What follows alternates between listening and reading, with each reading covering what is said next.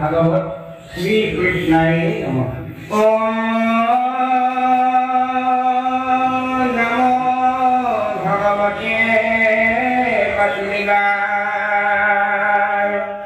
ज्ञानमार्गस्य यतो अन्वयादिकारतो शान्ते स्व अभिद्वक्षरात् तेने ब्रह्महियाय आदिकवये मुह्यन्ति यत्त्रय तेजो यथा वीरो यत्रोति हर्गो अमृता धन्नास्तेन सदा निरस्तकं सत्यं परमिमहि धर्मः प्रजाहितपैरवो अत्र परमो निर्मत्यनं यतं वैचं वस्तुम् अत्र वस्तु स्वरं तपत्रयोन्मरणं श्रीमद् भगवते महामुनि पिते किंबा परमेश्वर सत्य हिता अवरिष्ठते अत्र विधे सुसुवितज्ञान निगम कल्पतरु गणितं फलं सुखं मुखमृतं जवासंयुतं पिबता भगवतं रसं अनयं मूर्तिका भुवि भावुका हरिराम राम राम।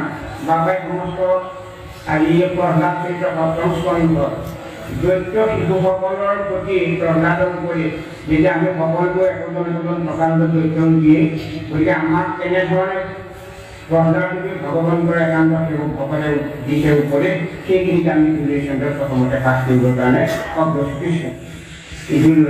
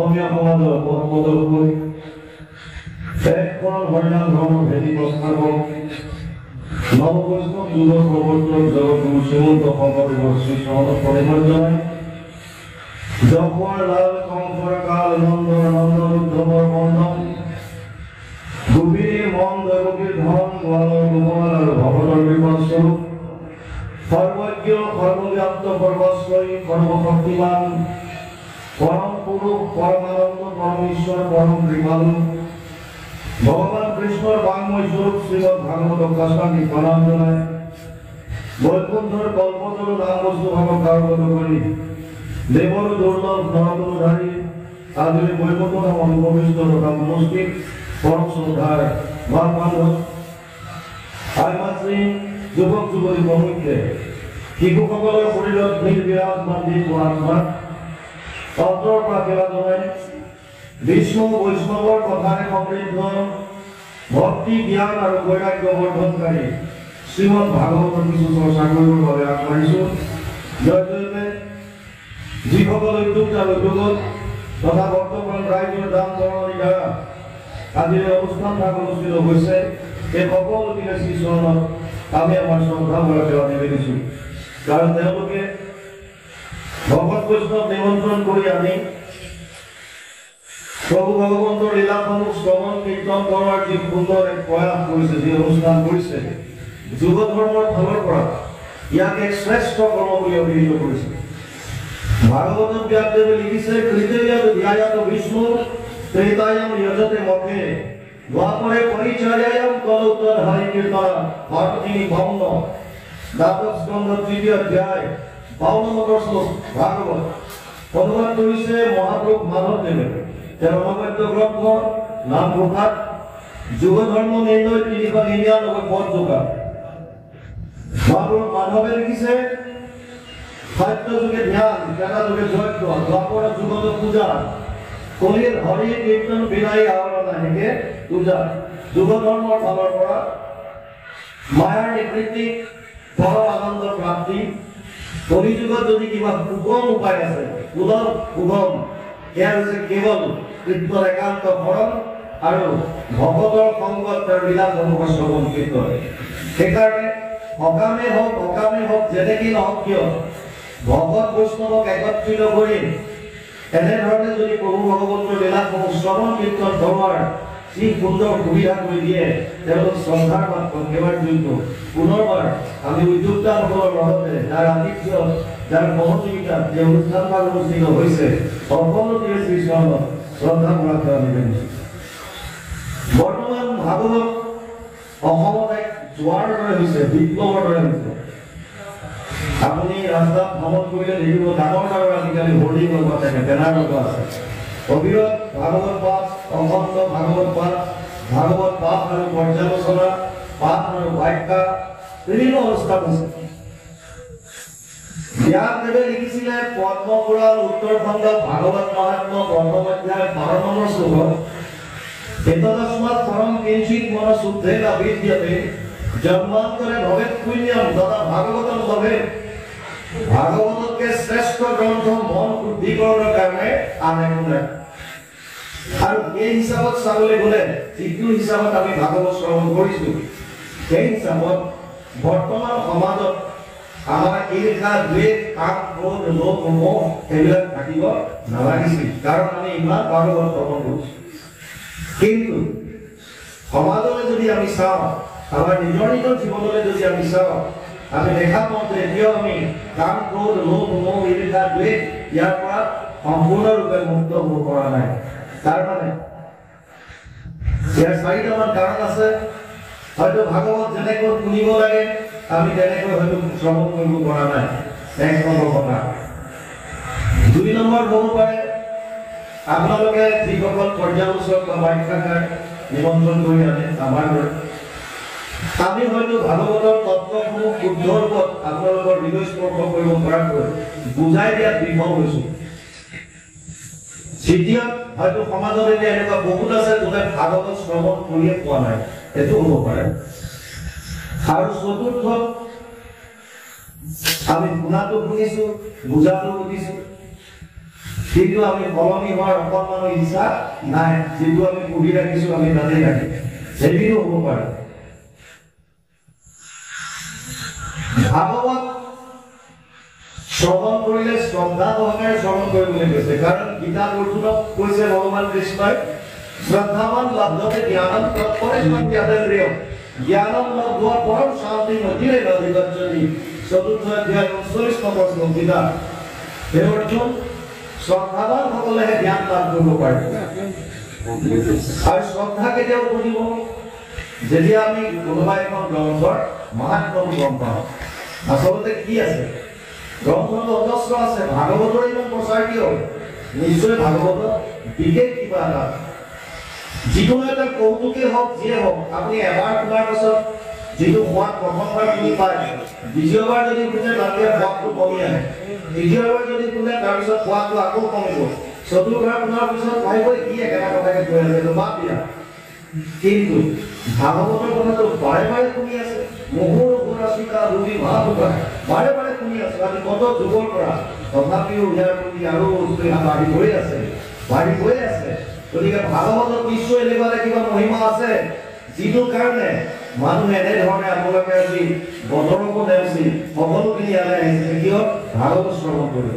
বৰ সুন্দৰ ভাগৱতৰ মাহাত্ম্যৰ বিষয়ে ব্যাসদেৱে পদ্মপুৰাণৰ উত্তৰখণ্ডত ৬টা অধ্যায়ত ভাগৱত মাহাত্ম্য নাম বুলি বৰ্ণনা কৰিছে।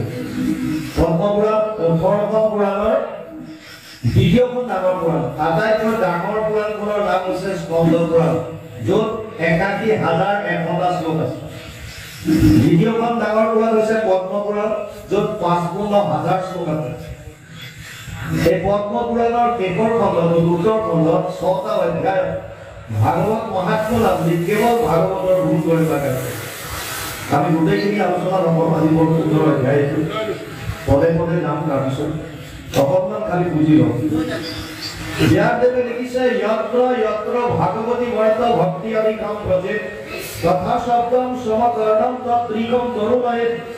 পদ্মপুৰাণ উত্তৰখণ্ড ভাগৱত মাহাত্ম্য ৩য় অধ্যায় ৯ নম্বৰ শ্লোক। যত্ৰ যত্ৰ ভাগৱতী বৰ্ত, য'ত য'ত ভাগৱতৰ কথা হয়, ভক্তি আদি কাম ভজে, ভক্তি আদিৰ আগমন ঘটে। ভক্তি আদি মানে ভক্তি জ্ঞান আৰু বৈৰাগ্য। আৰু যিমান ভাগৱত শ্ৰৱণ কৰিব কথা শব্দম সমকৰণম তত্ৰিকম তৰুণয়ে, যিমান শুনিব কিমান আপোনালোকৰ হৃদয়ত তিনিটা বস্তু তৰুণ হৈ গৈ থাকিব। এই তিনিটা ভক্তি জ্ঞান আৰু বৈৰাগ্য। এই তিনিটা বস্তু ভাগৱত শ্ৰৱণ কৰিলে আমাৰ হৃদয়ত তিনিটা বস্তু তৰুণ হৈ গৈ থাকে। ইয়াত থকালৈকে ইয়াৰ গেৰেণ্টি দিছে ব্যাসদেৱে। ইয়াৰ পৰা ওলাই যোৱাৰ পাছত মনে কিমান সময়লৈকে ভক্তি বস্তু হৃদয়ত তৰুণ কৰি ৰাখিব পাৰে, জাগ্ৰত কৰি ৰাখিব পাৰে, আপোনালোকৰ দুখীয়া দুখীয়া কথা। ব্যাসদেৱে লিখিছে তথা ভাগৱতস্যাপি নিত্যম ভৱতি যৎ গৃহে তৎ গৃহম তীৰ্থৰূপম হি বাসতম পাৱনাশনম।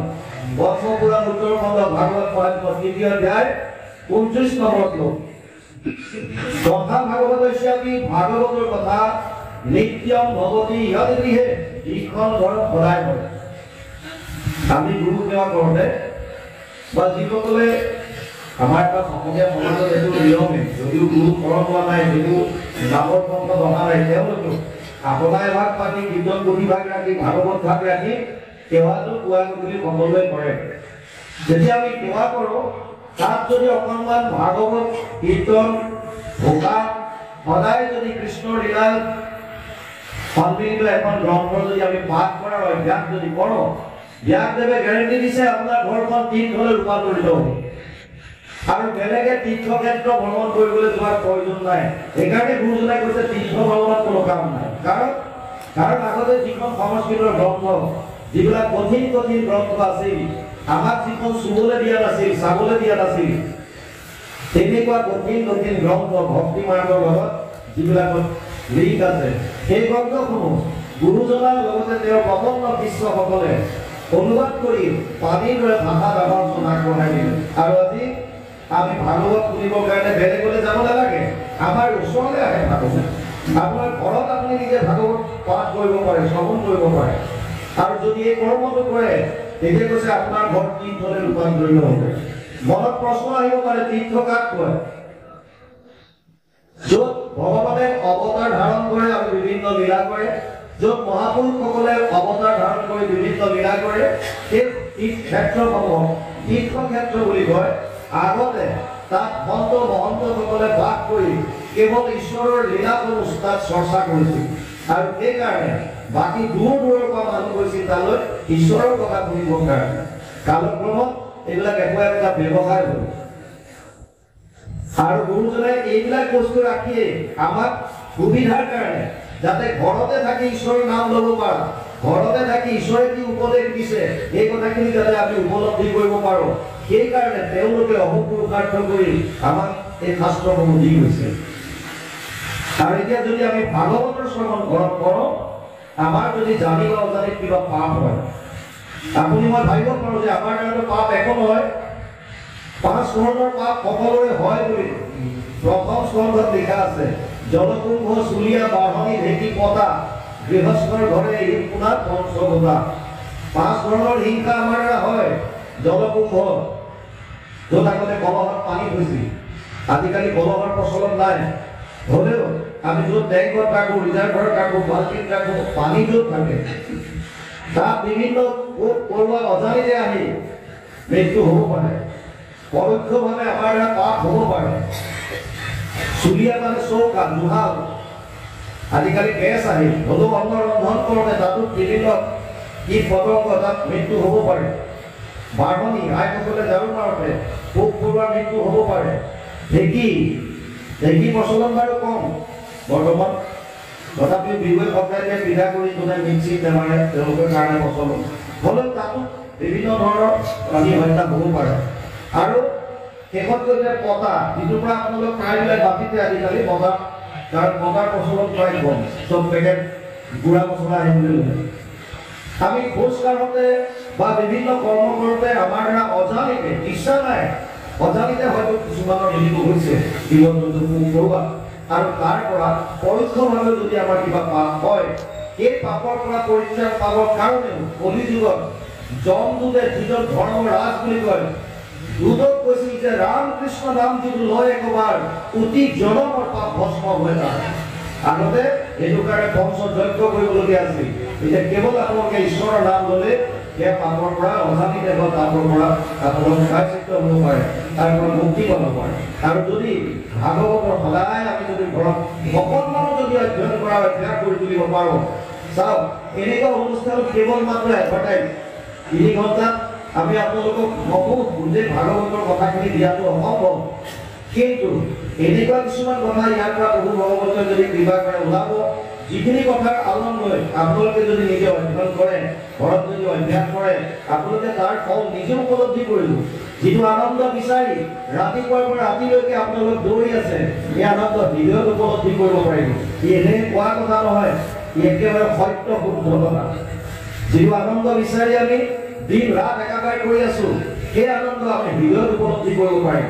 কেৱল মাত্ৰ ভাগৱতৰ মতে চলিবলৈ অভ্যাস কৰক। অভ্যাস, ভাগৱতৰ কথাসমূহ এনেকুৱা, এয়া সাধাৰণ নহয়। পদ্মপুৰাণৰ উত্তৰ খণ্ডত 3 অধ্যায় 65 নম্বৰ শ্লোকত লিখিছে, তেনেয়ম বাংময় মূৰ্তি প্ৰত্যক্ষ বৰ্ততে হৰি সেৱাত শ্ৰৱণাত পদত দৰ্শনাত পাপনাশিনী। ভাগৱত প্ৰভু ভগৱন্তৰ বাংময় শব্দ আকাৰে ইয়াত আছে। ইয়াৰ প্ৰতিটো শব্দ যেতিয়া আমাৰ কৰ্ণৰ ৰন্ধ্ৰৰে যেতিয়া হৃদয়ত প্ৰৱেশ কৰে, ই এটা ৰসায়নৰ সৃষ্টি কৰে, কেমিষ্ট্ৰি। আপোনালোকে হয়তো ভাবিব পাৰে যে শব্দ আকৌ হৃদয়ত সোমাই ৰসায়ন কেনেকৈ হ'ব। আপোনাক কোনোবাই যেতিয়া প্ৰশংসা কৰে, আজি আপোনাক বৰ ধুনীয়া লাগিছে, আপোনাৰ কাপোৰটো ভাল লাগিছে যদি কয়, তেতিয়া আমি নিজকে আমাৰ ভাল লাগে, আমি আনন্দিত হওঁ। আৰু যদি কোনোবাই বেয়াকে কয় প্ৰতিকূলভাৱে, তেতিয়া আমাৰ বেয়া লাগে। তাৰ মানে সাধাৰণ গ্ৰাম্য কথা শুনিলেও এই শব্দবিলাকে কৰ্ণৰ ৰন্ধ্ৰৰে প্ৰৱেশ কৰি আমাৰ হৃদয়ত এটা ৰসায়নৰ সৃষ্টি কৰে। যদি তাৰ ফলটো অনুকূল হয় আমি উৎফুল্লিত হওঁ, আৰু যদি প্ৰতিকূল হয় নিবিচৰা, তেতিয়াহ'লে আমাৰ খং উঠে, ক্ৰোধ উঠে। সাধাৰণ গ্ৰাম্য কথাই যদি আপোনাক ৰসায়নৰ সৃষ্টি কৰিব পাৰে, তেনে ক্ষেত্ৰত ভগৱান কৃষ্ণৰ বাংময় মূৰ্তি, সকলো শব্দ কৃষ্ণময় হৈ আছে। এই কৃষ্ণ শব্দসমূহ যেতিয়া আপোনাৰ কৰ্ণৰন্ধ্ৰে হৃদয়ত প্ৰৱেশ কৰিব, মহাপুৰুষ মাধৱদেৱে ভাষাত লিখি থৈ কৈছে, কৰ্ণপথে ভগতৰ হিয়াত প্ৰৱেশী হৰি দুৰ্বাসনা হয় সমস্তই জলৰ যতেক মল যেহেন শৰৎকালে স্বভাৱতে নিৰ্মল কৰে। সেইকাৰণে ভাগৱত আমি শুনিব লাগে। ভাগৱত সমস্ত শাস্ত্ৰৰ সাৰ। আমাৰ সনাতন ধৰ্ম যদিও হিন্দু কোৱা হয়, আচলতে সনাতন ধৰ্ম। সনাতন ধৰ্মৰ মূল হৈছে বেদ। বেদ কোনো লিখা নাই, অপৌৰুষীয় বুলি কয়, অপৌৰুষীয়। জগত সংহৰি পুতি আছে নাৰায়ণ, প্ৰথম নিশ্বাসে পাঁচ ভৈলা বেদবন, বেদস্তুতি কীৰ্তন গুৰুজনাই লিখি লৈ গৈছে। এই বেদক বিস্তাৰ কৰিছে ব্যাসদেৱে 4 খণ্ডলৈ। ঋক সাম যজুৰ অথৰ্বৈক্য চতুৰ্বেদ ঊৰ্ধ্বতে ভাৰত পুৰাণঞ্চ পঞ্চম বেদ উচ্যতে। 1:4-20 প্ৰথম খণ্ড 4ৰ্থ অধ্যায় 20 নম্বৰ শ্লোক ভাগৱত। ঋগ্বেদ, সামবেদ, যজুৰ্বেদ, অথৰ্ববেদ, 4খন মূল বেদ যদিও ভাগৱত আৰু মহাভাৰতক পঞ্চম বেদ বুলি ঘোষণা কৰিছে। প্ৰথম স্কন্ধ 4ৰ্থ অধ্যায় 20 নম্বৰ শ্লোক ভাগৱত। এতিয়া এই বেদৰ আকৌ 4টা ভাগ আছে। সংহিতা বুলি এটা পাৰ্ট আছে য'ত মন্ত্ৰবিলাক আছে। ব্ৰাহ্মণ্য বুলি আছে, গদ্য আকাৰে ডিটেইলছত দিয়া আছে। তাৰ এটা পাৰ্ট আছে আৰণ্য, আৰু ইয়াৰ পাৰ্টবিলাক আছে বেদান্ত। বেদান্ত মানে উপনিষদ সমূহ বুজায়। যিজন ব্যাসদেৱে বেদৰ বিস্তাৰ কৰিছে সেইজন ব্যাসদেৱে ভাগৱতত লিখি থৈ গ'ল সৰ্ব বেদান্ত সাৰম হি শ্ৰী ভাগৱতম ইষ্যতে জয়স্য ৰসামৃত তৃপ্তস্য নাম অন্যত্ৰ অধিক ক্বচিৎ 12, 13, 15 দ্বাদশ স্কন্ধ 3 অধ্যায় 15 নম্বৰ শ্লোক ভাগৱত অনুবাদ কৰিছে ঘোষাত 18 নম্বৰ পঞ্চুকাত। সমস্ত বেদান্ত সাৰ মহাভাগৱত শাস্ত্ৰ ইহাৰ অমৃত ৰস পায় পৰম সন্তোষে পান কৰিলে যিজনে তাৰ অনন্তম ৰতি নাই। আৰু দুখন মহাকাব্য আমাৰ আছে ৰামায়ণ মহাভাৰত। ভাগৱত যদি আপোনালোকে অধ্যয়ন কৰে অধ্যয়নৰ মহাভাৰতৰ কথা প্ৰথমৰ পৰাই পাব। নৱম স্কন্ধ ৰাজবংশাৱলী দিছে লক্ষণ 91। নৱম স্কন্ধত ৰামায়ণৰ কথা পাব। সূৰ্যবংশ চন্দ্ৰবংশৰ যিমান ৰজা মহাৰজা সমস্ত কথা ইয়াত আহে। গতিকে আল্টিমেটলি আমি যদি কেৱল ভাগৱত গ্ৰন্থখনৰ ভক্তি মাৰ্গত আমি যদি গ্ৰহণ কৰি আমি অধ্যয়ন কৰা যদি আৰম্ভ কৰোঁ আমাৰ জীৱন নৌকা সুন্দৰভাৱে পাৰ কৰাই লৈ যাব। ভাগৱত আৰম্ভ হৈছে নৈমিষাৰণ্য। মূল ভাগৱত সংস্কৃত 12টা স্কন্ধ 335টা অধ্যায় 5,96,000 শব্দ 10টা লক্ষণ। অত্ৰ স্বৰ্গ বিসৰ্গস্য স্থানম কুশলম উদয়ত মনন্দৰে অনুকথা নিৰোধ মুক্তিৰ আশ্ৰয় 10টা লক্ষণ ভাগৱতে কৈছে। 2:1 দ্বিতীয় স্কন্ধ 10ম অধ্যায় 1ম শ্লোক। স্বৰ্গ তৃতীয় স্কন্ধৰ পৰা আৰম্ভ হৈছে মানে আদি সৃষ্টি জগত সংঘৰি প্ৰলয়ৰ পাছত যেতিয়া প্ৰভু ভগৱন্তই ইচ্ছা কৰে পুনৰ লীলা কৰিব তেতিয়া কেনেকৈ এই জগত সৃষ্টি কৰিলে সেইখিনি কথা দ্বিতীয় আহিছে তৃতীয় স্কন্ধ। ব্ৰহ্মাৰ দ্বাৰা বা বাকীসকলৰ দ্বাৰা সৃষ্টি ছেকেণ্ডাৰী যিখিনি বৰ্ধন হ'ল বিসৰ্গ নাম দি তাত দিছে চতুৰ্থ। পঞ্চমত স্থানৰ বৰ্ণনা কৰিছে স্থান। তাত আপোনালোকে বিভিন্ন গ্ৰহ নক্ষত্ৰ জ্যোতি ইত্যাদি কৰি নৰকৰ বৰ্ণনা চব পাব। ষষ্ঠত পোহৰৰ বিষয়ে কৈছে। দুটা মূল কাহিনী আছে অজামিল উপাখ্যান আৰু বৃন্দাবন। সপ্তমত পুথি লক্ষণ। পুথি মানে বাসনা। 3 ধৰণৰ বাসনা 15টা অধ্যায় বৰ্ণন কৰিছে। 5টা অধ্যায় দৈবিক বাসনা প্ৰহ্লাদ চৰিত্ৰ যিটো আজি আমি আলোচনা কৰিম। 5টা অধ্যায় আসুৰিক বাসনা হিৰণ্যকশিপু হিৰণ্যকশিপু আৰু 5টা অধ্যায় মানৱীয় বাসনা যিটো বৰ্ণাশ্ৰম ধৰ্মৰ কথা অনুবাদ কৰোঁতে বৰ্ণাশ্ৰম ধৰ্ম যিহেতু ভক্তি মাৰ্গত ইয়াৰ বেছিকৈ নালাগে সেইকাৰণে সেই পাঠটো অনা নাই। সংস্কৃত ভাগৱতত আপোনালোকে পাব। অষ্টমত আছে মনন্তৰ লক্ষণ মনু আৰু মনু পুত্ৰসকলৰ বিৱৰণ। নৱম স্কন্ধ 91 ৰাজবংশাৱলীৰ কথা পাব। বিভিন্ন ৰজা মহাৰাজাবিলাক আহি কি ধৰণে তেওঁলোকে কি কৰিছিল প্ৰভু ভগৱন্তৰ কৃপা কেনেকৈ প্ৰাপ্ত কৰিলে কেনেকুৱা লীলা এই সকলো পাব। দশম 335টা অধ্যায়ৰ 90টা অধ্যায় আছে দশম স্কন্ধ। আটাইতকৈ ডাঙৰ যিটো ভাগৱতৰ আটাইতকৈ ডাঙৰ যিটো স্কন্ধ সেইটো হৈছে দশম। ইয়াৰ 3টা পাৰ্ট কৰা হৈছে আদি মধ্য আৰু শেষ চোৱা। আদি চোৱা গুৰুজনাই নিজে অনুবাদ কৰিছে আৰু শেষৰ গুৰুক্ষেত্ৰ যাত্ৰা। নিৰোধ দশমৰ যিটো লক্ষণ। একাদশত মুক্তি আৰু দ্বাদশত আশ্ৰয়। প্ৰথমে এটা কথা বুজি লওক যদিও ভাগৱতে 10টা লক্ষণৰ কথা কৈছে মূল লক্ষ্য কিন্তু এটা সেইটো হৈছে দশম লক্ষণ আশ্ৰয় শৰণ পথ। ভাগৱত যদিও ইয়াত 18,000 শ্লোক আছে 5,96,000 শব্দ আছে 335টা অধ্যায় আছে 10টা লক্ষণ আছে লক্ষ্য কিন্তু এটা। যেনেকৈ ফুটবল প্লেয়াৰ যদিও ইফালে সিফালে বল মাৰি থাকে সদায় লক্ষ্য হৈছে গোল পোষ্টত যেনি নি হ'লেও আল্টিমেটলি গোল পোষ্টত গোল দিয়াটো তেওঁলোকৰ লক্ষ্য। ঠিক তেনেকৈ ভাগৱতে যদিও বিভিন্ন কাহিনী আপোনালোকে শুনিব লক্ষ্য এটা। দশমৰ্থ বিশুদ্ধ্যাৰ্থম নমামি নিহতক্ষৰম বৰ্ণয়ন্তি মহাত্মান শ্ৰুতেন অৰ্থেন জানতা 2:2 দ্বিতীয় স্কন্ধ 10ম অধ্যায় 2 নম্বৰ শ্লোক ভাগৱত। দশম লক্ষণটো আশ্ৰয়টো শুদ্ধৰ ওপৰত প্ৰতিপন্ন কৰিবৰ কাৰণে বাকী 9টা লক্ষণ বৰ্ণনা কৰিছে কেনেকৈ শ্ৰুতেনা বেদৰ ওপৰত নিৰ্ভৰ কৰি শ্ৰুতিৰ ওপৰত আৰু অধ্যয়ন নিজৰ ৰিয়েলাইজেশ্যনৰ ওপৰত অভিজ্ঞতাৰ দ্বাৰা গতিকে আল্টিমেটলি ভাগৱতৰ মূল লক্ষ্যটো বুজিব আশ্ৰয় আৰম্ভ হৈছে নৈমিষাৰণ্য নৈমিষ শব্দটো নিমিষৰ পৰা আহিছে নিমেষটো সময়ৰ এটা যুগ চকুটো জমাওঁতে পলক মাৰোঁতে যিটো সময় লাগে তাক নিমেষ বুলি কোৱা হয় নিমেষৰ আন এটা কাহিনী পদ্মপুৰাণত আহে কলিযুগৰ প্ৰাৰম্ভত দ্বাপৰৰ শেষত কলি আহিবলৈ আছে কিছু ঋষিমুনিয়ে প্ৰয়াগ ক্ষেত্ৰত ভগৱান নাৰায়ণৰ দৰ্শন পায় আৰু প্ৰভু ভগৱন্তৰ ওচৰত তেওঁলোকে প্ৰাৰ্থনা কৰে যে হে প্ৰভু বৰ ভয়াৱহ দিন আহি আছে কলিযুগ অতি ভয়ানক হ'ব কলিযুগ মানুহৰ মনবিলাক মলিনতাৰে ভৰি পৰিব পাপ কৰিবলৈ কুণ্ঠাবোধ নকৰা হ'ব বুদ্ধিহীন হ'ব ভাগ্যহীন হ'ব স্মৃতিশক্তি কমি যাব এই কলিযুগৰ মানুহে কেনেকৈ পৰিত্ৰাণ পাব এওঁলোকৰ কল্যাণ সাধিবৰ কাৰণে আমি এটা যজ্ঞ কৰিব বিচাৰিছোঁ তাকো 1000 বছৰ ধৰা 1000 বছৰ গতিকে আমাক এইটো পৰা স্থান দিয়া আৰু প্ৰভু নাৰায়ণে তেওঁৰ চক্ৰটো প্ৰক্ষেপণ কৰে যে মোৰ চক্ৰ মই এৰি দিছোঁ ইয়াৰ লগত তোমালোক যোৱা এই চক্ৰৰ নেমিবিলাক চক্ৰটোৰ মাজৰ যিবিলাক কলা চাইকেলৰ চকাৰ স্পকবিলাক এই নেমি বুলি কয় য'ত ৰৈ যাব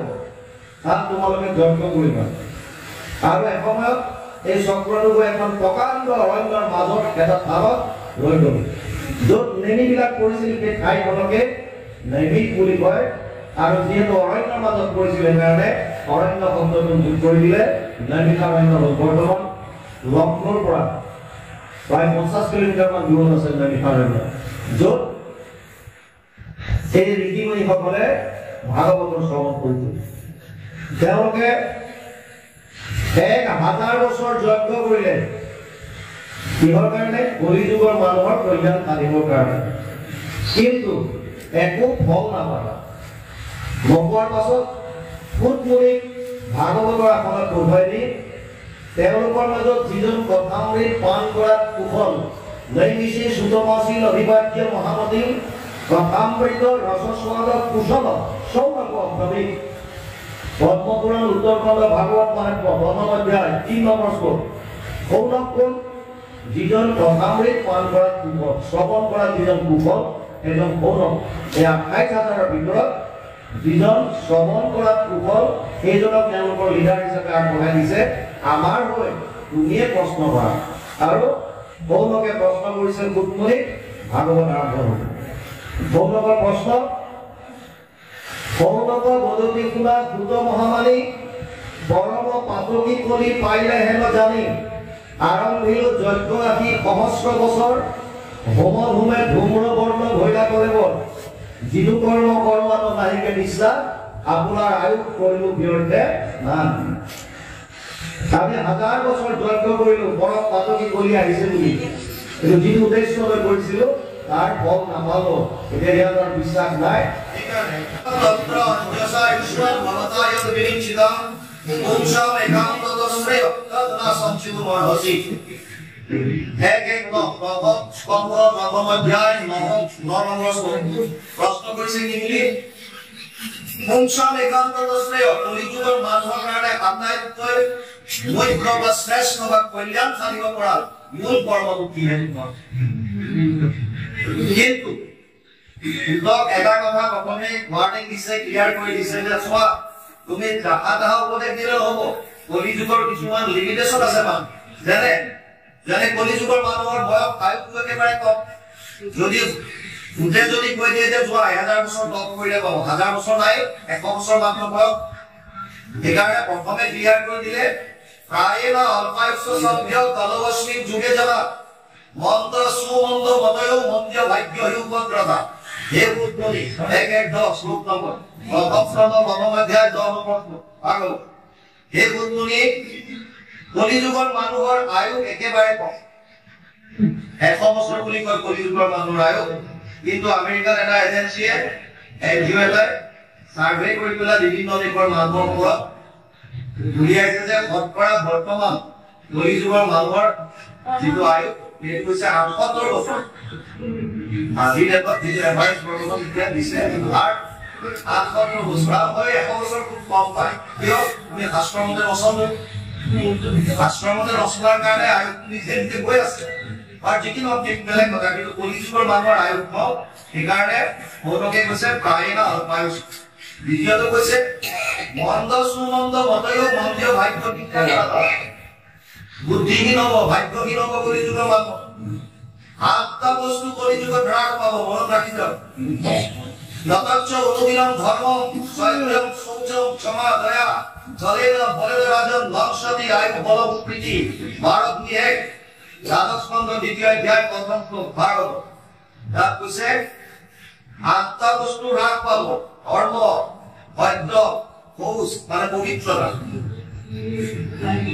ধৰ্ম সত্য শৌচ ক্ষমা দয়া আয়ু বল স্মৃতি এই আত্মা বস্তু কলিযুগত হ্ৰাস কৰে সেইকাৰণে কোনোকে কৈছে সব চিন্তা কৰিলে পাৰিব আমাক উপদেশ দিয়াৰ আগত আমাৰ যিটো লিমিটেশ্যন আছে সেইখিনি কম কৰি তাৰ ভিতৰত দিবা আৰু কোনো কেনেকুৱা লাপি উপায় কি নহয় ইভেন ২৮,০০০ ইনটু এনেকুৱা এলামেচা নহয় ২৮,০০০ নেকি বেদত কথা সব বেদত সেইকাৰণে তেওঁলোকে কৈছে কোনোকে এই বুদ্ধি শাস্ত্ৰ আমি পঢ়িছো বিভিন্ন শাস্ত্ৰ বিভিন্ন মত দিলে ভগৱান কৈছে দান যজ্ঞ পূজা পাতল ভগৱান কৈছে ধ্যান ধাৰণা সমাধি ভগৱান ক'লে জপ তপ দান বিভিন্ন জনে বিভিন্ন কৈছে ঘূৰিনি ঘূৰি কৰ্মাদি স্তোত্ৰব্যানি বিভাগস অত সাধু ত্ৰয়ত সাৰম সমুদ্ৰিত্য মনিষয়া মাম গুহি শ্ৰদ্ধানাম জেল আত্মা সম্প্ৰসিদ্ধি এক একি গাঢ় সংস্কৃত প্ৰথম অধ্যায় ১১ শ্লোক ভাগৱত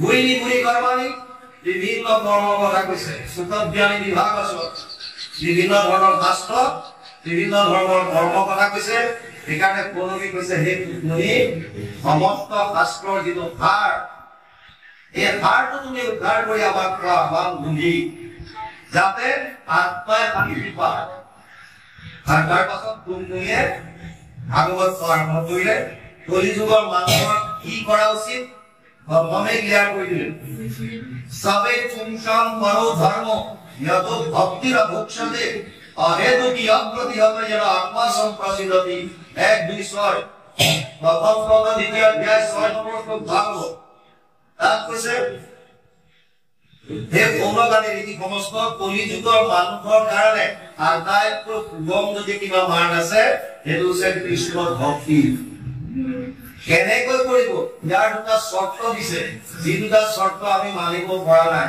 আৰু মানিব পাৰিলে আপোনালোকে অতি কম দিনৰ ভিতৰত পৰম আনন্দ বিবেক লাভ কৰিব পাৰিব প্ৰথমটো দিছে হেতু কি মানে হেতু থাকিব নালাগে ভক্তি কৰা নিষ্কাম ভাৱ সেটা আমি সব অকাম ভাৱে এখন এখন লিষ্ট লৈ হে প্ৰভু ছোৱালীজনী ৰিজাল্ট দিব চাবা আৰু তুমি ল'ৰাটো ডাঙৰ হ'ল ছোৱালীজনী চাই দিবা আৰু আৰু লগতে আজিকালি ভোজ দিয়া নিয়ম আছে ছোৱালীজনী পৰীক্ষাত যদি ভাল হয় প্ৰভু নামঘৰৰ বামখনৰ বাৰটাখনৰ কি ঘৰ লগাই দিম হে প্ৰভু ল'ৰাটোৰ কাৰণে ভাল ছোৱালীজনী চাই দিয়া মই মুখত ভাল চোৱাটো ময়ে বনাই দিম এইবিলাক হৈছে ভোজ লাভ নাই আপনি ভগৱানক যদি দিব বিচাৰিছে অন্তম পুষ্পম ফলম তুয়ম যোগে ভক্তিয়া প্ৰয়চ্ছতি তদহম ভক্তি পহিত মস্নামে প্ৰয়তাত্মনা নৱম অধ্যায় ২৬ নম্বৰ শ্লোক গীতা হে অৰ্জুন ভক্তি ভাৱে ভগৱান কিবা এটা দানৰ পালে আমাৰ কৰা নিছে হৈ গ'ল তাতে পইচা দিয়া কথা নাই যি পাইছে যি দি আপুনি কমে আটাইতকৈ মেইন হৈছে আপোনাৰ মনটো যদি ঈশ্বৰ চৰণ দিব পৰা নাই আপুনি যদি বাকি ইন্দ্ৰিয়ৰ দ্বাৰা খালি কৰি আছে তে লাভ ভগৱানে অৰ্জুনক অৱশ্যে কৈছে অৰ্জুন মোৰ ওচৰলৈ ৪ ধৰণৰ ভগত আছে চতুৰ্বিধা ভজতে মাম জনা শক্তি দিন অৰ্জুন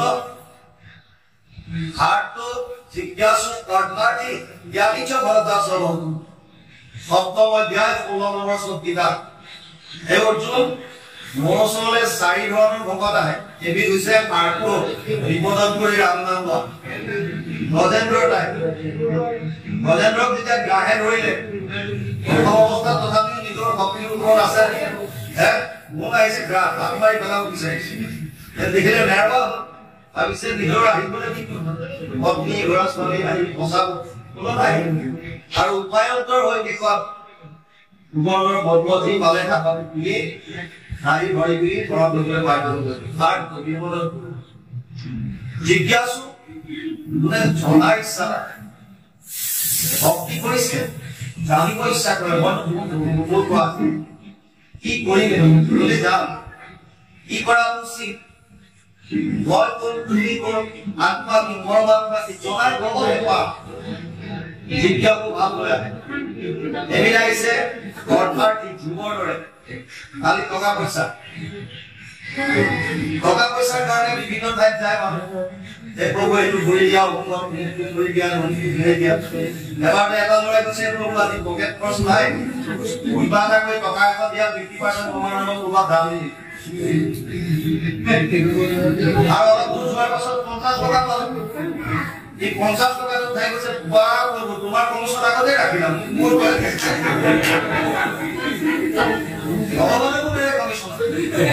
মনবিলাকে বেয়া 100 টকা বিচাৰিছে 50% দিলে কিন্তু যেতিয়া 50 টকা পালে কৈছে বা তোমাৰটো আগতে ৰাখিলাম কমিশ্যন দিবলৈ আমি অৰ্থাৎ আমি বিৰুদ্ধে জ্ঞানী ভাৰতবৰ্ষৰ জ্ঞানী আৰু এই দৰে যিসকল মহাপুৰুষ আহে যিসকলে আমাক আদৰ্শ দেখুৱাই যায় মানৱী জীৱনলৈ যদি আমি কেৱল কৃষ্ণ যদি কৰণ নলৈ শ্ৰৱণ কীৰ্তন যদি নকৰোঁ আমাৰ গুৰুজনাই কীৰ্তনত দেখিছে মনুষ্যৰ ভৰি পায়া ঈশ্বৰত সকলোৰে যদি কিন্তু শ্ৰৱণ কীৰ্তন বিফলে জনম কৰিলা ভৰিলা কৰ্মৰা জীৱন্ততে মৰা কিন্তু আজিৰ বিশ্বাস কীৰ্তনত দেখিছে যদি আমাৰ মূল কামটোৱে নকৰোঁ বাকী যিমান অত্যাধিক চলিছে পিছৰ আমি ধন ভজিবৰ কাৰণে পাপ আশা বাসা সদের বদ্ধ কাম ক্রোধ করায় না ইহান্তে কাম ভোগার না ন্যায় নরক সংসার অস্তার পর্যায়ে 12 বর্ষ বিতা দৈবিক কর্ম রাখই কর্ম কইছে 12 বর্ষ কি কইছে আকার পাপত বন্দী হয় মানুহে করাপশনের অর্থ সঞ্চয় করে টকা কিন্তু আপনাকে ইংরেজি কথা বুঝিল যি ধন অর্জন কৰিবৰ কাৰণে আমি পাপ কৰোঁ মৃত্যুৰ সময়ত ধন ইয়াত কৰি থাকে আৰু পাপ খিনি লৈ যায় যিখিনি ধন অৰ্জন কৰিবৰ কাৰণে দুৰ্নীতি কৰিলো এই ধন দিব নোৱাৰে আপুনি ইয়াত থাকিব আৰু কি লৈ গ'ল লগত এই পাপ গতিকে সেইকাৰণে প্ৰথম কথা হৈছে অহেতু কি নিষ্কাম ভাৱে আহিব লাগিছে ঈশ্বৰৰ ওচৰত দ্বিতীয়টো কৈছে অপ্ৰতিহত unbreakable, continue নিৰন্তৰ অধ্যায় আমি প্ৰায় নিৰন্তৰ লাগি তোলাৰ কথা কিন্তু নিৰন্তৰ শব্দটো ইমান গভীৰ এক মুহূৰ্তৰ কাৰণে আপোনাৰ মনটো ভগৱানৰ ওচৰৰ পৰা আনিলে সেইটো নিৰন্তৰতা কণ্টিনিউ থাকিব লাগিব অধ্যয়ন কৰিলে ভগৱানলৈ কিবা যদি হৈ যায় গুৰুজনাৰ যদি কিবা হৈ যায় চবৰে অধ্যয়ন লাগে